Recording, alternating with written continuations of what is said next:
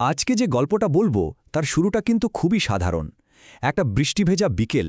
কিন্তু জানেন, মাঝে মাঝে এই সাধারণ মুহূর্তগুলোই অসাধারণ হয়ে ওঠে। চলুন দেখি কিভাবে এই বৃষ্টি দুটো হৃদয়কে এক করে দিল। একবার কল্পনা করুন তো, বর্ষার একটা নরম বিকেল, আকাশটা মেঘে ঢাকা আর টিপটিপ করে বৃষ্টি পড়ছে। চারপাশের ব্যস্ততা, শহরের কোলাহল সব কেমন যেন একটু থেমে গেছে। ঠিক এমনই একটা পরিবেশে আমাদের এই গল্পের শুরু। তো এই গল্পের প্রথম পর্বের নাম এক ছাতার নিচে। মানে একটা অপ্রত্যাশিত সাক্ষাৎ, যেখানে দুটো অচেনা মানুষ হঠাৎ করেই একে অপরের সামনে এসে পড়ে। তো জায়গাটা ছিল একটা ব্যস্ত বাসস্ট্যান্ড, আর এখানেই দেখা হয় আমাদের দুটো চরিত্রের। একদিকে আছে রাহুল, যে বৃষ্টিটাকে বেশ উপভোগ করছে, ছাতাটা ব্যাগে রেখে দিয়েছে। আর অন্যদিকে মেঘলা, পরনের সাদা সালোয়ার কামিজ, হাতে নীল ছাতা, কিন্তু সেও যেন বৃষ্টিটাকে ছুঁয়ে দেখতে চাইছে। ওরা কিন্তু কেউ কাউকে চিনে না, কিন্তু ওই বৃষ্টিটাই হয়তো অজান্তে ওদের মধ্যে একটা যোগাযোগ তৈরি করে দিচ্ছিল। আর এই যে একটা নীরবতা, এটা ভাঙল রাহুলের ছোট্ট একটা প্রশ্নে। ও মেঘলার দিকে তাকিয়ে খুব সহজভাবে জিজ্ঞেস করল, ছাতাটা শুধু হাতে রাখার জন্য? দেখুন, কি সাধারণ একটা কথা, তাই না? কিন্তু এই সাধারণ কথাটাই একটা অসাধারণ গল্পের শুরু করে দিল। মেঘলার উত্তরটা ছিল আরও মজার। ও একটু হেসে বলল, না, কারোর সাথে শেয়ার করার জন্য। ব্যাস, এই একটা কথাতেই যেন দুজনের মধ্যে একটা আলাপ জমে ওঠার সুযোগ তৈরি হয়ে গেল। আর ঠিক তখন সেই বাস স্ট্যান্ডে দুটো অচেনা মানুষ এক ছাতার নিচে এসে দাঁড়ালো। ভাবা যায়, এই ছোট্ট একটা মুহূর্ত, এটাই ছিল তাদের একসাথে পথ চলার একদম প্রথম ধাপ। তো এই সাক্ষাতের পর শুরু হলো গল্পের দ্বিতীয় পর্বটা, একটা অসাধারণ বন্ধুত্বের গল্প। বাস স্ট্যান্ডের সেই প্রথম দেখা, এরপর থেকে যেন দেখা হওয়াটা একটা অভ্যাসে দাঁড়িয়ে গেল। কখনো লাইব্রেরির নিস্তব্ধতায়, আবার কখনো কলেজ ক্যান্টিনের চেনা কোলাহলে ওদের দেখা হতে থাকল। আর এই বারবার দেখা হওয়াটাই ওদের বন্ধুত্বকে একটু একটু করে আরও মজবুত করে তুলছিল।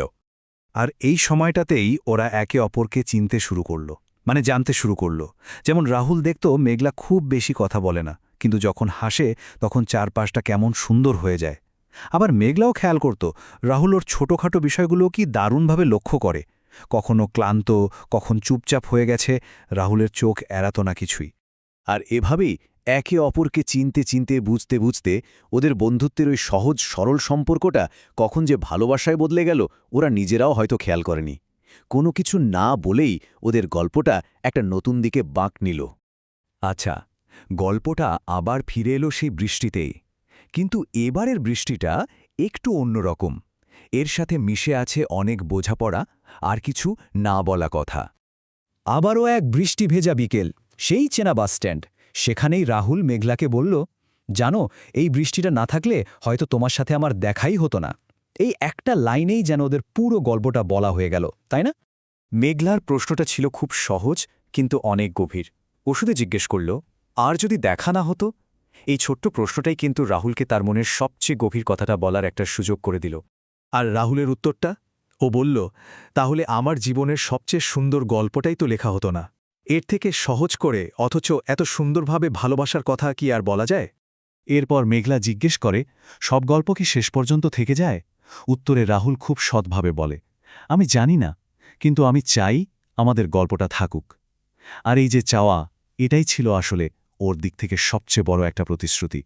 এরপর আমরা গল্পের শেষ অংশে চলে আসি, যেখানে জন্ম নেয় একটা নীরব প্রতিশ্রুতি। আর এই প্রতিশ্রুতিটাই এমন এক ভালোবাসার জন্ম দেয় যা কোনো কিছুতেই ভেঙে যায় না। ঠিক সেই মুহূর্তে হঠাৎ করে দমকা হাওয়া দিল, আর বৃষ্টিটাও জোরে পড়তে শুরু করল।